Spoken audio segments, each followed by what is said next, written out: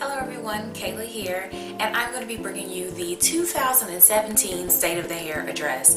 For those of you who are new to my channel or new to me, I create this video every year just talking about the things that happened in the past year with my hair and where I want to go with my hair in the new year.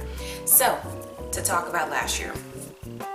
I was struggling with several things at the beginning of last year. I was having issues with over moisturized, mushy, gummy hair. So my hair looked dull and lacked movement and was breaking off. Thankfully, at the end of 2016, overcame some of these things. I managed to bring back in the clarifying once a month into my regimen. So now I no longer have issues with buildup. I now have hair that is no longer dull. And then I started to do protein treatments. I did do a hardcore protein treatment. I'm not sure if I did it at the end of 2015 or at the beginning of 2016 that I did the protein treatment. For a little while after that, I started to, maintain the protein balance by doing a protein conditioner. But now I just do it whenever I feel like it's necessary. Like I regularly pick up my strands in the shower and I'm like this, trying to see what's going on with them to decide if I need to do a protein treatment or not. Like I know this past time I washed my hair, I was like, I'm gonna do protein next time I wash my hair because it needs a little bit more. It's a little too stretchy for my liking. So it's just something that you have to stay on top of. And for natural hair, I don't think it's something that needs to be on a schedule every single time that you do. Not necessary for natural hair.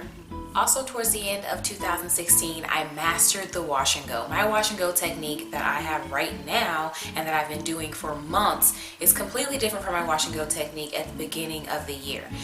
The wash and go video that I have on my channel does depict the technique that I basically use right now. So I did not film a video with my old technique anyway, but I think I was doing like praying hands and I wasn't using as much product as I use now, and I didn't do like the lock method. It was just a completely different routine that did not produce as defined curls as I get now. I get curls that are defined from root to tip. My hair is moisturized, it has movement, it has a nice little sheen to it when I'm out and about. So my wash and goes got way better. I also went on a little bit of a mini conditioner journey. At the beginning of 2016, you guys saw me haul a bunch of conditioners, leave-in conditioners primarily, and I also tried out deep conditioners.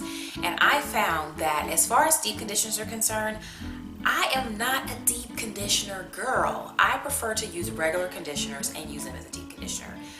And I know that that is going against what is common hair care wisdom, but I found that a lot of these deep conditioners, they either didn't have enough slip because I like to deep condition, I like to detangle with my deep conditioner, or they were not moisturizing enough, or the size that it was not worth what I paid and how much I use. I just didn't get into the deep conditioners. I did find some that I liked, and there are videos of those, but overall I do not regularly purchase a deep conditioner anymore. As far as the leave-in conditioner journey, I found that I really like the Soultanicals Knot Sauce. Yes, I did go back and get in their end of year sale and I did buy a gallon size of it. I do really like Soultanicals Knot Sauce. Another leave-in that isn't as slippery and as moisturizing as the Soultanicals is the Giovanni Direct Leave-In. I like it. It gets the job done, but it is getting harder and harder to find this conditioner on the ground. Like, you used to be able to walk into Target and just get Giovanni. Like now it's in less places. I no longer live close to Vitamin Shop, and so it's harder for me to get the leave-in. So I'm not sure if I'm gonna strike that from conditioners that I really like, because if I can't buy it, that's a definite negative strike when it comes to the conditioner. So products aside, I also experienced extremely accelerated hair growth in 2016. You guys saw my 6 inches in 6 months video. I was in disbelief because growth aids almost never work for me. And to see that the routine that I did work so well, I mean, wow. I was just blown away. But the reason why I don't have Rapunzel hair, even after all that growing, is because I did do 2 major chops of my hair in 2016. So at first in the spring 16,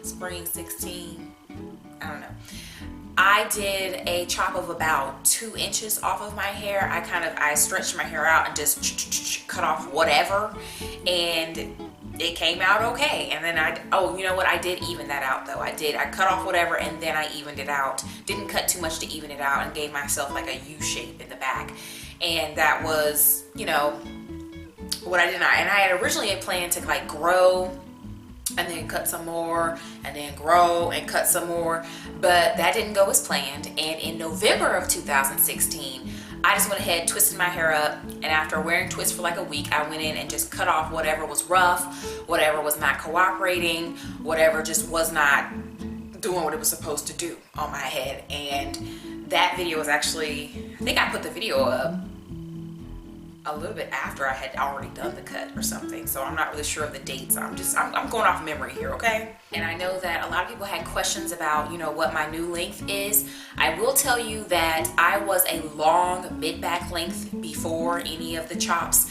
So the front of my hair almost touched my belly button, and then the back was almost waist length. I was almost waist length for a really long time though, for years, due to the things that I talked about that I was struggling with at the beginning of the year. I think they definitely played a factor in why my hair never reached waist.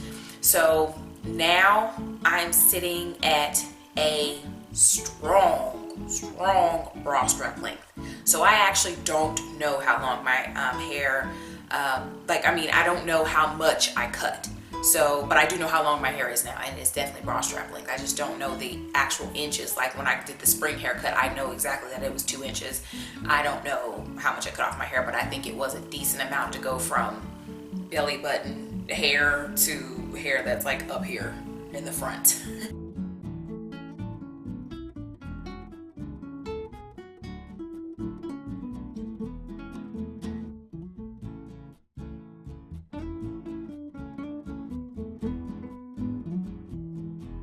So in regards to last year's video, first off, when I first turned the video on to look at it in preparation for making this video, wow, my hair was really long in that video. Like, I'm just looking like, dang, that's me in that video?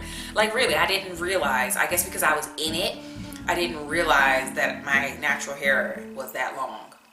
I just didn't perceive it. But yay, you can still see that kind of dryness, stiffness, build-up-iness. I would just love to have that length of hair right now and be doing my current regimen and my current wash and go routine on that length of hair. Oh my God, it probably would look completely different. But anyhow, I noticed in the video that I'm not really having any strong goals. I'm just kind of talking about the status quo, but I'm not saying like, I'm gonna do this, and this. I noticed that. I did mention the waist length thing. Obviously, that's not a goal anymore because it's unrealistic to expect me to go from a strong bra strap to waist length, pat-ow, like that in a year. Maybe, maybe not, but I highly doubt it. And then I was talking about I wanted layers in my hair, and I kept mentioning these layers, like, oh, I might cut layers. And I did not intentionally sit down and go, ooh, cut layers. But when I cut the twist that I had, that created layers. So I now, in the last 2 months or so of 2016, did eventually have layers, even though I did not intentionally sit down to cut layers in my hair. And I do say that I really do like the shape, and I knew that I would be happy with layers. Even in that video I'm talking about it, now I got them. So for 2017, I also don't really have any strong goals or things that I'm going to do. I know that I'm going to really be in a mode of simplification, seeing what I can take away from my regimen, what I can simplify, because in the past it was like, what can I do? What hack? What can I bring in? What can I improve? What can I do? Now it's just like, what can I take away and still get results? So I'm definitely in a simplifying state of mind, a simplifying place, and I also am going to try to stay on top of these trends. I actually twisted my hair up in preparation to look at my ends, at least, not necessarily trim, but I know that I'm gonna look at these ends, you know, that's gonna be my regular thing at least every 3 months or so. I can see already that on the back, almost all of them are still in perfect condition. They don't need to be trimmed at all. And I'm able to see that because I did take the time to twist my hair. Also, another big goal of mine is that I just wanna maintain. I wanna maintain. I've overcome the issues with the breakage and the buildup and all that kind of stuff. And so I just wanna even keel, keep it going, and see what I'm talking about in the 2018 video and see where I've gotten to, and maybe I'll pop on the 2018 video and be like, wow, my hair grew, it's much longer. Maybe if I keep up with the way that I'm going, I think that anything is possible. So definitely set goals for yourself, guys. Even if for something as simple as your hair, set goals or you're not going to get anywhere.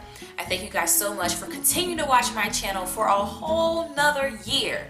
Y'all are real MVPs. Make sure you like this video, comment, share it if you want to, and I will see you guys in my next video.